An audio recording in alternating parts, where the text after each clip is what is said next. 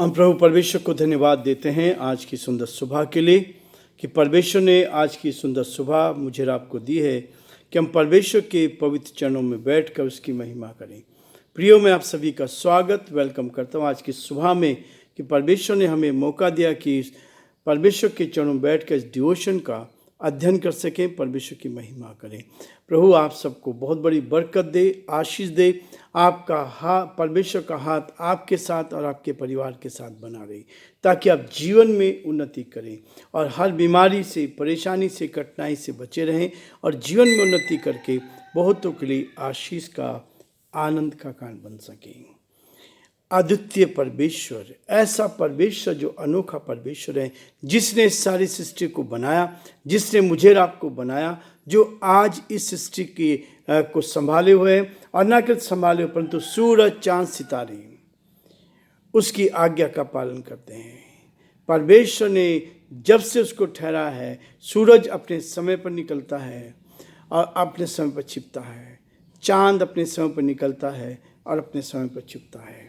परमेश्वर ने सबको आदेश दिया है, समुद्र को आदेश दिया है, उसकी सीमाओं को उसने बांध रखा है। बिना किसी बाउंड्री के वो अपनी सीमा तक आता है और वापस चला जाता है।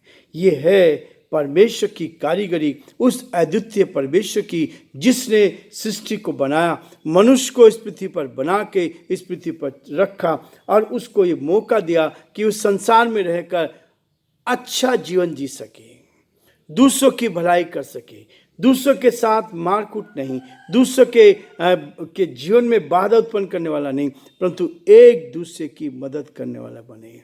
यह है जीवन जो ईश्वर ने दिया है और ये जीवन है जो वो हमें इसलिए वो अद्वितीय परमेश्वर है, अद्वितीय परमात्मा है।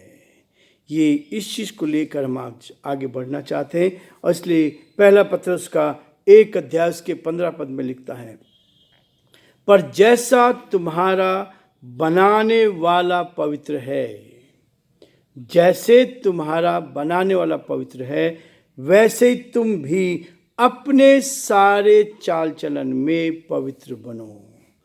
अपने सारे चाल चलन में पवित्र बनो।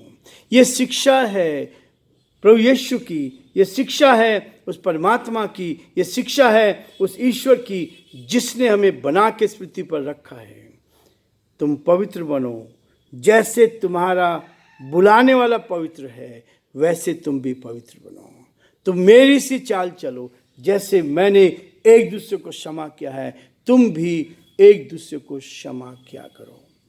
यह है सच्चे आराधक की सच्ची निशानी। यदि आप आराधना करते हैं, ईश्वर की भक्ति करते हैं, तो ईश्वर कभी भी एक दूसरे को मार कूट करने के लिए, एक दूसरे के विरोध में काम करने के लिए नहीं कहता। ये प्रवृत्ति कहाँ से आती है? ये प्रवृत्ति किसने डाली है? ये परमात्मा की नहीं हो सकती, ये ईश्वर की भक्ति नहीं हो सकती। ईश्वर कभी नहीं चाहता कि हम एक दूसरे के ऊपर अत्याचार करें। परमेश्वर चाहता है कि हम एक मनुष्य दूसरे मनुष्य से प्यार करें। आप भी प्यार करना सीखें, आप भी प्यार करना सीखें। यदि हम एक दूसरे को प्यार करते हैं तो वही सबसे महत्वपूर्ण है, वही है मेरे और आपके जीवन के लिए कि जैसा तुम्हारा बनाने वाला पवित्र है, जिसने मुझे और आपको बनाया है, तुम भी अपने सारे चाल चलन में पवित्र बनो। पवित्रता मेरे और आपके जीवन में होनी चाहिए। इसलिए उस परमात्मा ने, उस परमेश्वर ने, उस ईश्वर ने इस बात का आदेश दिया है कि हम जीवन में पवित्र बने, पवित्रता का जीवन जिए, शुद्धता का जीवन। केवल शरीर को धोने से, नहलाने से कोई फायदा नहीं है, कोई फायदा नहीं है, लेकिन हमारी आत्मा को शुद्ध और पवित्र करना है।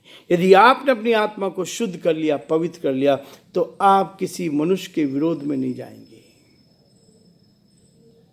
और आप पवित्र बने तो आपका जीवन श्रेष्ठ होगा।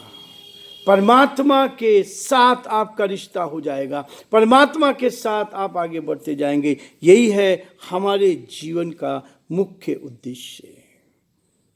इब्रानियों के पत्र में 30 अध्याय की उसके 4 पद में लिखा है, हर एक घर का कोई ना कोई बनाने वाला होता है।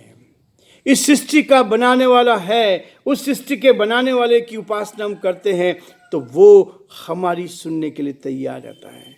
इसलिए सच्चाई का विरोध होता है, असत्य का विरोध नहीं होता है। जो लोग दारू पी रहे हैं, जो लोग शराब पी रहे हैं, जो लोग नशा कर रहे हैं, जो लोग गलत काम कर रहे हैं, उसका कोई विरोध नहीं है। सरकार ने कानून बनाया था कि जो बीड़ी सार्वजनिक स्थान में बीड़ी पीता हुआ, सिगरेट पीता हुआ, तो उसके ऊपर केस हो जाएगा। कितने लोगों ने छोड़ दिया। शराब बुरी मानते हैं सब लोग, लेकिन कितने लोगों ने छोड़ दी। सच्चाई के लिए, सच्चाई को लेकर आदमी कानून बना रहा है कि जो सच्चाई पे चलेगा उसको जेल खाने में डाल दिया जाएगा। उस पर क्या होगा? दोष लगाया जाएगा। इसलिए प्रियो, परमेश्वर का वचन कहता है, क्योंकि हर एक घर का कोई ना कोई बनाने वाला है, पर जिसने सब कुछ को बनाया वो परमेश्वर है। और वही कहता है तुम पवित्र बनो। तो मनुष्य में भेद मत रखो। ये मनुष्य जो है ईश्वर की कारीगरी है, और संसार में परमेश्वर ने केवल एक मनुष्य को बनाया था, और उसी की रचना, उसी की संतान वही है सनातन। सनातन काल में परमेश्वर ने जब इस सृष्टि को बनाया, आदम को बनाया, और आदम को अपने हाथ से बनाया। ये हमारे पास लिखित में सब कुछ है। परमेश्वर का धन्यवाद करते हैं कि आदम को बनाया, हाथ से बनाया, मिट्टी से बनाया, और उसके अंदर अपना श्वास फूंक दिया, अपनी आत्मा। इसलिए कहता है आत्मा सो परमात्मा। इसलिए हम कहते हैं आत्मा सो परमात्मा। और वहां से, इस सनातन से सारी चीजें चली है। सनातन में परमेश्वर ने इस बात को कहा। आदि में परमेश्वर ने आकाश और पृथ्वी की सृष्टि की। जब कुछ नहीं था तब वो था सनातन। वहां से परमेश्वर ने आदम को बनाया। स्त्री को नहीं बनाया था, स्त्री को उसने बाद में बनाया। और जो कुछ आज घट रहा है, जो कुछ हो रहा है, वो सब उसी के अनुसार हो रहा है जो परमेश्वर ने किया था। अब क्या था? आदम अकेला था। तब परमेश्वर ने कहा कि मनुष्य का अकेला रहना अच्छा नहीं है। ये जो शादी विवाह होती है, ये इसलिए होती है कि परमेश्वर ने उस पहले मनुष्य की, जिसको उसने बनाया था, अब उसकी शादी के लिए परमात्मा को चिंता हुई। जैसे आज हम कहते हो हमारा पिता है, उस पिता को चिंता हुई, उस पिता को चिंता हुई। और क्या किया उसने? जितने पक्षी, जानवर जो सृष्टि पर, पृथ्वी पर हैं, उन सबको आदम के पास भेजा कि देखे उसमें से कोई उसके साथ मेल खाए, और सबके नाम उसने रखे। सृष्टि सारी जो बाइबल पर आधारित है, जो लोग आप देखते हैं रोज बाइबल की भाषा बोलते हैं, रोज बाइबल के विषय में आप एक दूसरे से बात करते हैं, जो भाषा है वो सब कुछ इसमें है। और आज दुनिया में जो भाषा की गड़बड़ी है वो भी बाइबल के में लिखा है। परमेश्वर का वचन कहता है कि प्रियो, जब परमेश्वर को चिंता हुई कि आदम की शादी होनी चाहिए, आदम का अकेला रहना अच्छा नहीं है, तो उसने दुनिया में जो आज हो रहा है, आज वैज्ञानिक रीति जो हो रहा है, पहला काम परमेश्वर ने करके दिखाया कि उसका ऑपरेशन किया। यह वो सनातन से चला हुआ। आज डॉक्टर्स लोग ऑपरेशन करते हैं और जीवन देते हैं, प्राण देते हैं, ठीक करते हैं, गलत चीज को निकाल देते हैं। लेकिन परमेश्वर ने पहला ऑपरेशन किया था। परमेश्वर ने आदम को बेहोश किया, और आज भी बेहोश करके ही ऑपरेशन किया जाता है। क्या किया उसने? उसकी एक पसली निकाली। परमेश्वर की कारीगरी देखिए। उसकी एक पसली निकाली और उसको लेकर जिस स्थान पर आदम को रखा गया था अदन की वाटिका में, वहां से दूसरे स्थान पर ले गया और वहां जाकर उसने क्या किया? स्त्री बना दी। उस हड्डी से, उस पसली से स्त्री को बना दिया। अब देखिए क्या कारीगरी। पहले आदम को बनाया मिट्टी से, और जब आदम को बनाया तो उसने पहले किसके देखा? उस परमात्मा को देखा। यदि वो हव्वा को वही बना देता तो वो किसको देखती? आदम को देखती। लेकिन उसको लेकर दूर गया और वहां ले जाकर उसको स्त्री बनाया। नर में से निकाली गई नारी, उसका नाम नारी हुआ।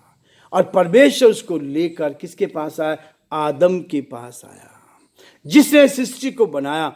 मूसा तो परमेश्वर के सारे घर में सेवक के समान विश्वास योग्य रहा। उस स्त्री को बना दिया और बना के किसके पास लेकर? आदम के पास। प्रियो, ये जबरदस्त चीज है कि आज स्त्री, लड़कियां दूसरे घर में पलती है और कहाँ आना पड़ता? पति के पास आना पड़ता। ये बाइबल बताता है।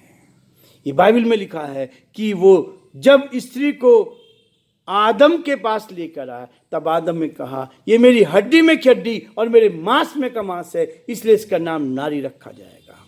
और आज भी शादी होती है तो लड़कियां पति के साथ रहती हैं, पति के परिवार में। उसको अपना परिवार छोड़ना पड़ता है और वो अपने परिवार को छोड़कर अपने पति के परिवार को अपनाती है। यह है, वहां से सृष्टि चली। क्योंकि पहले आदम को बनाया, उसने परमेश्वर को देखा। स्त्री को बनाया, उसने पहले परमेश्वर को देखा।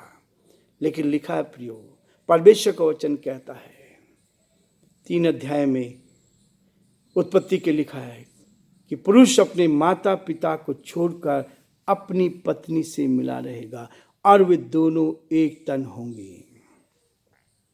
वे दोनों एक तन होंगे।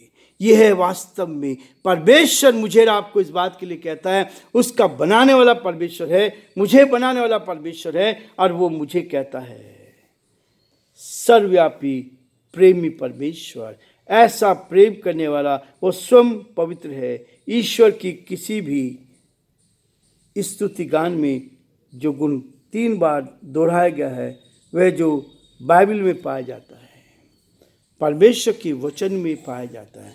परमेश्वर कहता है, वो है परमेश्वर की पवित्रता। परमेश्वर की पवित्रता, इसका उदाहरण हमारे पास मिलता है ताकि हम देखें परमेश्वर की पवित्रता मेरे और आपके जीवन में है। और इसलिए परमेश्वर ने आदम को कहा था कि जैसे ईश्वर परमात्मा पवित्र है, वैसे ही वो पवित्र था। लेकिन पाप दुनिया में आया, गुनाह आया, और वो सारी चीज भी आज हो रही है। जिसके कारण गुनाह आया, वो वैसा का वैसे ही आज जो परमेश्वर ने श्राप दिया था। और कल हम देखेंगे इसको आगे कि कैसे परमेश्वर ने इस सारी सृष्टि को बनाकर क्या किया। वो कहता है कि हर एक घर का कोई बनाने वाला होता है। इस दुनिया का बनाने वाला हमारा परमेश्वर प्रभु है, जिसने सारी सृष्टि को बनाया है और सृष्टि को बनाकर हमें दिया है ताकि इसका उपयोग करें। जो पेड़ पौधे बनाए हैं, जो पशु बनाए, जानवर बनाए, सब हमारे लिए सेवा के लिए हमारे लिए है। आप देखिए, हवा चलती है, ऋतु आती है, सब कुछ उसने बनाया और उसी को हम फॉलो करते हैं। लोग कहते हैं हम तो कुछ नहीं, बाइबल को पढ़ते हैं, बाइबल से बोलते हैं, बाइबल के अनुसार चलते हैं। जैसे बाइबल कहती है वैसे ही हर मनुष्य चलता है। लेकिन कुछ लोग बाइबल का विरोध कर रहे हैं। परमेश्वर आप सबको आशीष दे, आप सबको बहुत बड़ी आशीष दे। उत्पत्ति का 1 अध्याय और 2 अध्याय, 3 अध्याय पढ़ेंगे तो आपको सारी सृष्टि का पता लग जाएगा कि क्या होता है। यदि आपने नहीं पढ़ा है तो आप पढ़ के देखिए। जो विरोध करते हैं उनके लिए मैं निवेदन करता हूँ कि वो उत्पत्ति का, बाइबल का 1 अध्याय 1, 2, 3 को पढ़ के देखें तो आपको पता लगेगा कि आप उसकी भाषा बोलते हैं। दिन भर में जो हम कर रहे हैं वो सारी भाषा बाइबल की होती है। परमेश्वर आप सबको बहुत बड़ी बरकत दे, आशीष दे। आपके घर पर परमेश्वर का हाथ बना रहे, ताकि आप जीवन में उन्नति करते जाएं, बुराई से बचे रहें और परमेश्वर की महिमा करें। प्रभु आप सबको बहुत बड़ी बरकत और आशीष दे।